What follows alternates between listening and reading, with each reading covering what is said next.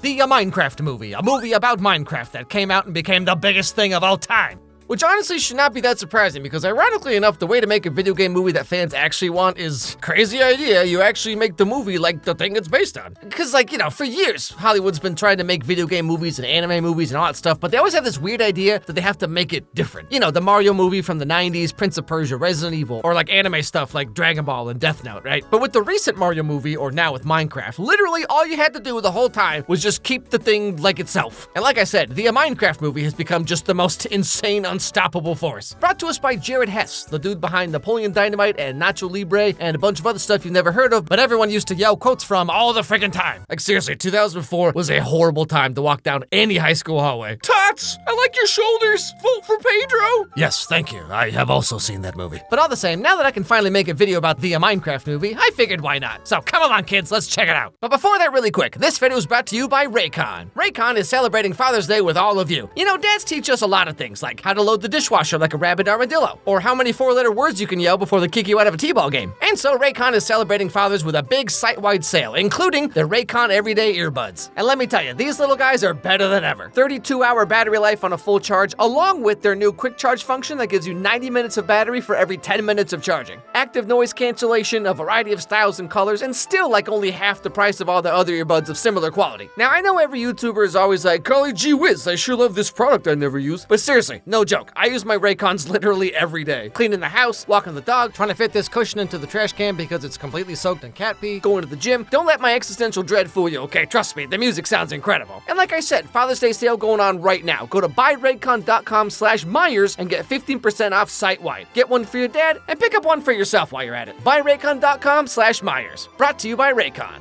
Okay, back to the show.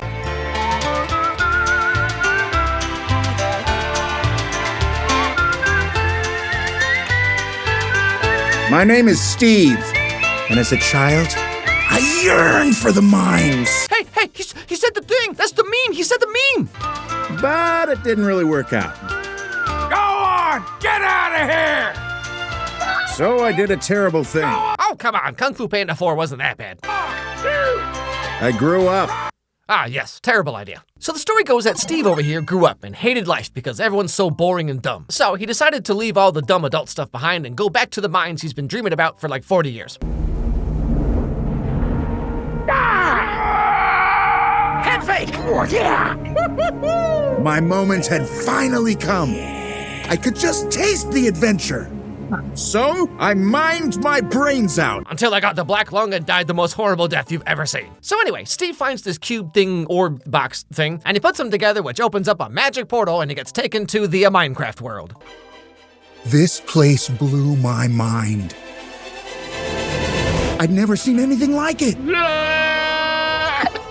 Whoa! Turns out it was the place I'd been looking for my whole life. A world where anything you can imagine, you can create! Yeah, until your girlfriend logs on while you're at work and makes your house look like a wiener. Oh, come on, that was one time, and you have to admit it was a really good wiener. But then, one day, he discovers another portal and gets taken to the Nether, which is full of cube pigs who promptly capture him. So, he sends his pet wolf/best friend Dennis away with the cube thing to take it back to the real world and close the portal forever. And this brings us to today, I think, where we meet our first main character, Garrett.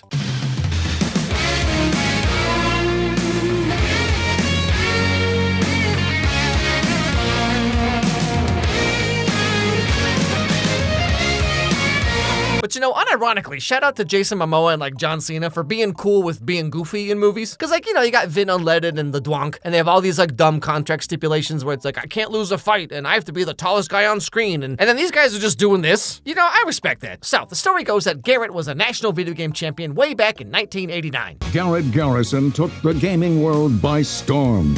His effective use of the garbage toss move earned him the nickname, the Garbage Man. He became the envy of the gaming world after landing a lucrative deal with Sizzler. Oh shoot, Sizzler! And a walk-on role in the Harry and the Hendersons TV spin-off sitcom, also called Harry and the Hendersons. Man's living the dream. However, that was 100 years ago, and things are a little different nowadays. Have a nice day. oh.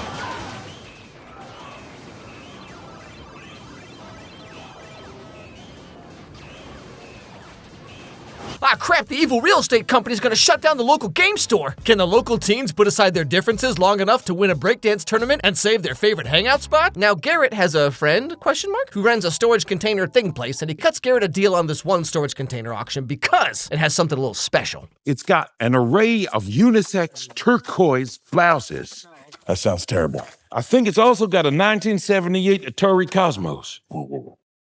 1978 Atari Cosmos. That's what it says here. Those things are worth a freaking fortune. Now, fun fact, the Atari Cosmos was a real thing, it was just never actually released. So yeah, that thing's gotta be worth at least like 3 cartons of eggs. But then, when Garrett wins the auction, plot twist, there's a plot twist. Cosmos. Woo!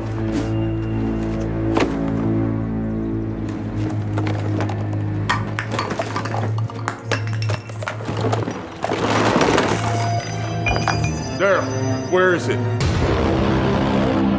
Aw man, all I got was this dumb cube that opens a magic portal. Pfft, lame. And so not only is Garrett being evicted, but now he's down like $900. What's a guy to do? Oh, if only he was a 20-something-year-old girl with feet. We then flash sideways over to some other main characters from the movie.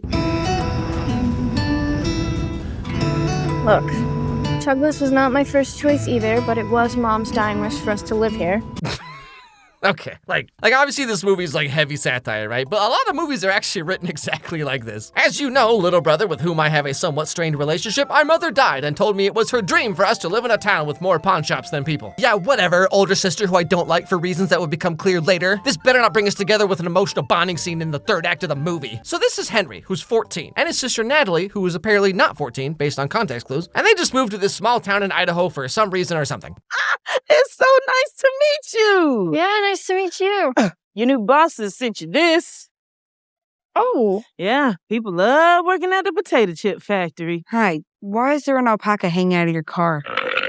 Oh my goodness, an alpaca, just like in Minecraft, my favorite video game. Your parents helped you set it up. Why is there an alpaca hanging out of your car? Well, real estate's not my only hustle. I also do some mobile zoo stuff on the side. Anywho, I gotta run. You know, this has gotta be the most Jared Hess movie that Jared Hess has ever Jared Hessed. You know what I'm saying? And so thus begins Henry's first day of school, while Natalie starts her new job of running the social media account for like the local potato chip factory, which could either be like the worst job or literally the greatest job of all time. Just run that thing like Wendy's in your set. Introducing our biggest, bestest, roast beefest sandwich ever. Yeah, okay, at least I know who my dad is. Now, on his way to school, Henry stops by the local whatever this is and runs into our old pal Garrett. For anything in particular? No, I'm just checking some stuff out. Non-committal, classic loser mentality. Starting a mentorship program for people who want to win at the game of life. $50 an hour. Cool. How do you actually win at life? I don't know, kid. Just be like a lanky dude with huge bags under your eyes and very prominent Adam's apple, and the rest just kind of sorts itself out, really. That's literally the answer I charge money for. Tots. Hey, that's just like Napoleon Dynamite. But then eventually Henry goes to school and meets his new principal, who he is not prepared for. Oh, Henry, we're just so thrilled to have you. I'm Vice Principal Marlene, and I'm an open book. You probably heard that my husband Clemente recently divorced me. And to be honest, I expected it to hurt more than it does. You know, the fire went out on our marriage 20 years ago. I'm sensing you have a lot of feelings. And then after this, there's his art teacher. Just a little something about myself. I teach gym, I teach art. Financially, I'm living in a nightmare, okay?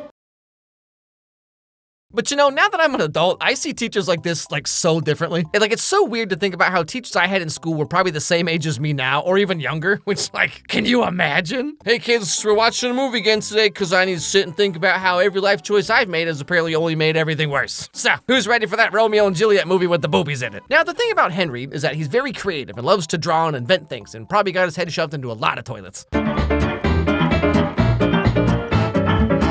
That jetpack would never work. It's kind of foolproof, actually. It's just math. My dad said math has been debunked. You know, that's the most Idaho thing anyone's ever said. Now, Henry being smart and talented, that of course means that everyone hates him. What is this? Don't you know what a still life is? It means you just draw the thing. Do the assignment next time. You know, I'm sure I've said this many times before, but like teachers would get so annoyed and mad at me for drawing in class. Like, knock it off and pay attention, Alex. What do you think you're gonna do? Just draw pictures all day for a living? Well, who's laughing now, Mr. Anderson? Now, for whatever reason, Henry builds a jetpack prototype, as you do, and ends up destroying the potato chip factory mascot, which kinda gets him in trouble. But of course, he doesn't want to call his sister about all this, so he does the next best thing. Game over, World. Hey, Mr. Garbage Man, it's Henry, the kid with the tater tot breakfast pizza. Oh, yeah. I have a weird favor to ask. Could you come to my school and pretend to be my uncle? No way, I don't do that stuff anymore. What? But then Garrett shows up anyway to talk to the principal, which goes about as well as you'd expect. Hi, I'm Henry's uncle. You? The trash bag? It's actually Garbage Man. Oh, you can bag me up and take me to the curb anytime. But you gotta bungee the lid, because I got a lot of raccoons in there.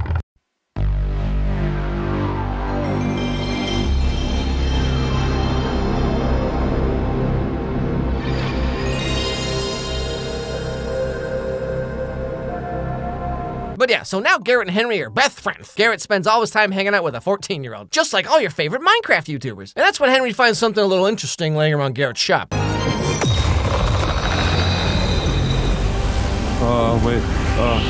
Do not follow this orb, even if you're a struggling business owner and need a ton of cash fast because there's loads of treasure down here.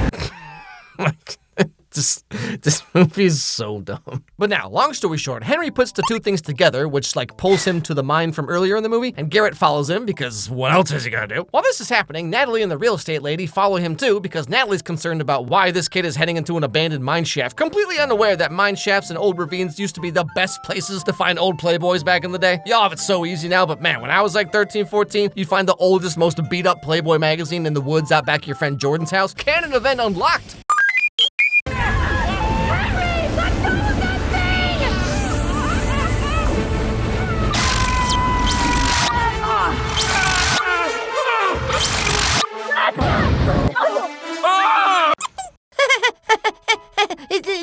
But yeah, so now they're in the Minecraft world, called the Overworld specifically. And I gotta say, some of these animals, they're actually kind of cute, to be fair. But then they got the fully rendered realistic villagers, which is the most terrifying thing I've ever seen. I thought the Snow White dwarves were bad.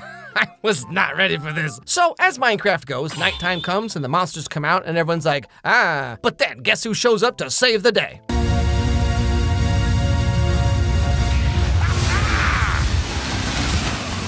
Who are you? I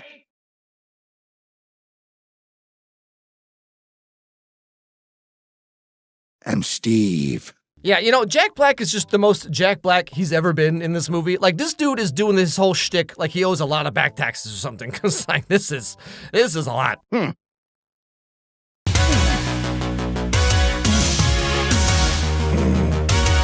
Okay, now, so the actual movie itself is about how during the big zombie attack they just went through, Garrett broke this thing, which is called the Earth Crystal. But the portal back to the real world needs both pieces to open. So they have to set off on this big adventure to go to this place called the Woodland Mansion, where Steve has stashed an extra one of these. And basically the entire rest of the movie is them going through the Minecraft world, doing all the zany Minecraft stuff, like crafting.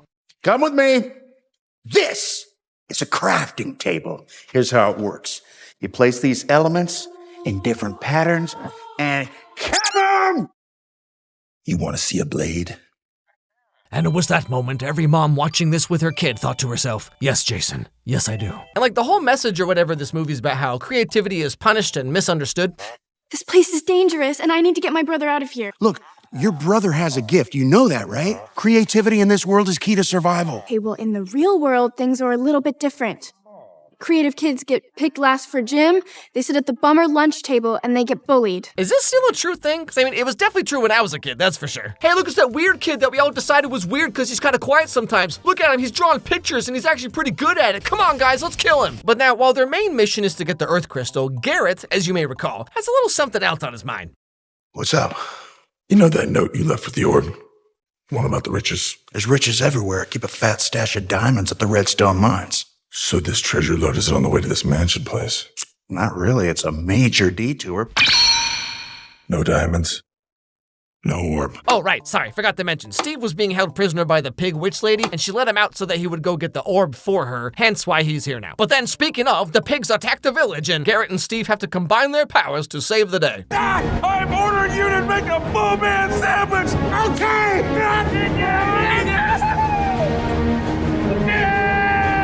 I'm gonna squeeze for your safety. I understand. I'm pretty sure I've read at least one fanfic that went exactly like this, except it was Shadow the Hedgehog and that Lucky Charms dude. Also, it ended very differently. Anyway, so about 400 action scenes later, the girls get split up from the guys, and they all have to somehow make their way over to this woodland mansion. Garrett finally finds his diamonds that Steve had stashed away, but that's when Henry realizes that Garrett's just been wanting money this whole time. Wow, can you believe it? What's your problem, man? We didn't need those stupid diamonds. I swear, you are literally the most selfish person I've ever met. I need them, okay? I need the diamonds because I need the money because I'm broke. And that's not the worst part. I'm alone. You weren't alone. I was your friend. All right, gee, thanks, kid. I love how my best friend is a 14-year-old I just met 2 days ago. What am I, a Discord mod? Also, like, Henry, if you're gonna pursue a creative life path, like, you're gonna need all the diamonds you can get, you know what I'm saying? So, they find the mansion and they have to sneak in, with Garrett and Steve providing some kind of distraction.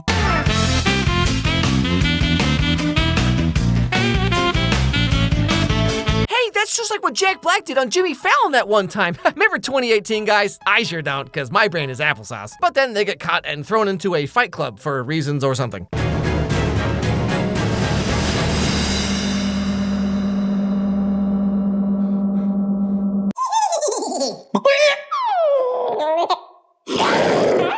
Chicken Jockey!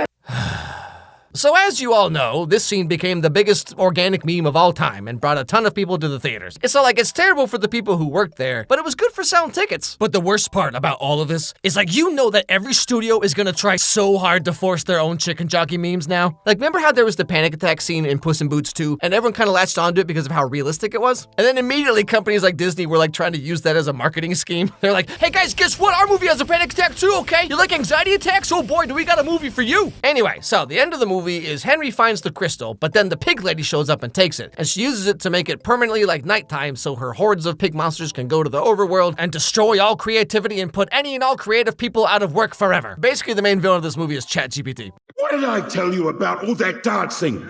It's time for you to grow up. I'm tired of you chasing your dreams. Now take this X and go find some gold. So from that day forward, she denounced all forms of creativity. And so there's a huge battle, and the main characters win. They destroy the nether portal. Steve defeats the pig lady by waiting till it's daytime and then just like walking away. You failed, witch. You too have fallen for the great lie. You'll never be happy. Deep down, you know.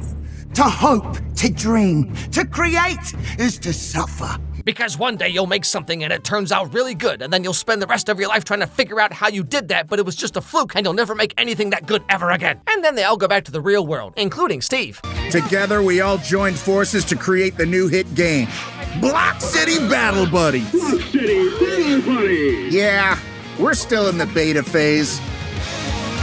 And every Friday, I would let it rip. And so Henry finally builds that jetpack, and he becomes the coolest kid on the high school stage crew. And all the girls are like, wow, I totally regret turning him down for homecoming. He's probably gonna get kind of a little bit maybe famous in his 30s, so I should totally start investing now. Or so I tell myself. And that's pretty much the end of the movie. So like, you know, it's a Minecraft movie. Honestly, this is exactly what it needed to be. I mean, it is, in fact, a movie. And now it's the post-video part where I say my true thoughts about the movie. But I mean, it's the Minecraft movie. Like, what am I supposed to say? It's exactly what you think it would be. You know, it kind of feels like almost like Spy Kids for like a new generation or something like that. Actually, now that I say that, you know, so like the first maybe 30 minutes or so of the movie is them like in the real world, right? Where we're getting introduced to all the characters. And I almost kind of wish that that part was like its own separate movie. Just like, I don't know, like obviously, you know, it has that Jared Hess signature like anti-humor. There's something about that kind of, you know, the quirky teachers and Garrett's being all weird, and then Henry's like the new kid, and there's something kind of endearing about that first 30 minutes. It almost feels like a Diary of a Wimpy Kid kind of thing. And like, I almost wish that that was like its own separate movie or something, just because like once they go to the Minecraft world, I don't know, it's just like all of the sort of quirky, absurdist Jared Hess type of humor kind of just like goes away, and it just becomes like Spy Kids pretty much. And it's just quippy one-liners, and you know, the pigs are being silly, and oh, the pig looks scary, but he has a funny voice, haha. You know, like, I don't know, it feels like it's a completely separate movie almost. Obviously, the Minecraft part is the whole reason anyone's going to see it, like, no duh. Like, I don't know, I found the first 30 minutes to be surprisingly funny and endearing and kind of interesting, but then that all just goes away. But I mean, you know, it's made $250 billion, so good for them, I guess.